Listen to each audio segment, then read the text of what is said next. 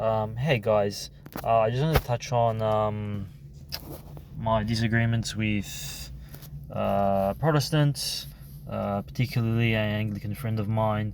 He couldn't understand the lives of the saints and whatnot, and then he sort of said, why should we have relics, or why should there be a body of a saint in a church and whatnot?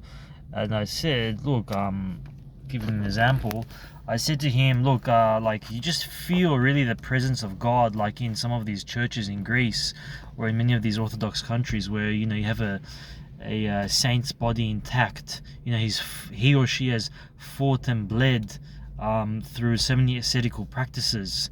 However, this lands on shallow ears. It lands on deaf ears when we state this to fellow Protestants. To a Roman Catholic, they will be far more receptive. However, to a Protestant, it falls on deaf ears, simply because the fact that their presuppositions are quite different to a practicing Orthodox Christian. The ground they stand on, that is, their presuppositions, are quite different. They believe if it's not strictly in the Bible word for word according to their modernist interpretation, therefore it must be invalid wholly in that regard. So it's quite a shame because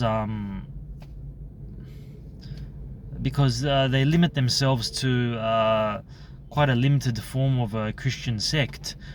This is unfortunately what's happened in many Western countries, many Protestant Western countries, but thankfully we are having a resurgence in Orthodox Christianity, and we see many great miracles that have been occurring in throughout the ages.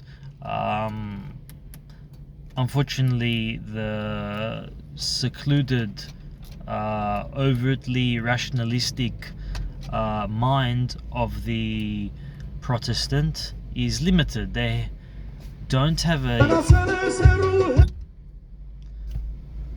is quite limited. They don't have a full holistic form of Christianity at work within their practice.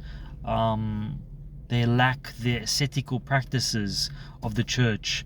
They disregard the healing power of relics.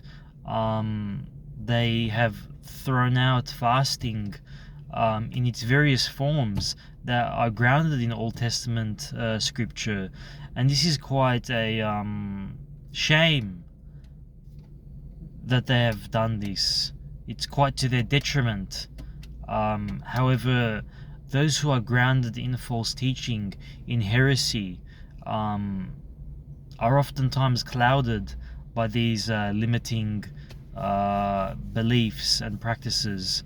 The Protestants simply don't know the grounding to which scripture was created. The Bible was simply put together a few hundred years after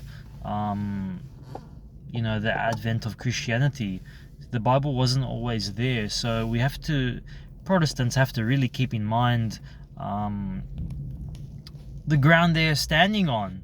It was within much of the 16th century that many of these Christian sects started. So they have to really look at the foundation, the historical context of where they're at, and really be honest with themselves. However, such self-honesty can only come about through immense acts of courage, through one's ego being stripped away, so that they can really come down to Orthodox Christianity's level and really see the truth for what it is. The fullness of the truth. That is what Orthodox Christianity is. The fullness of the ancient apostolic church.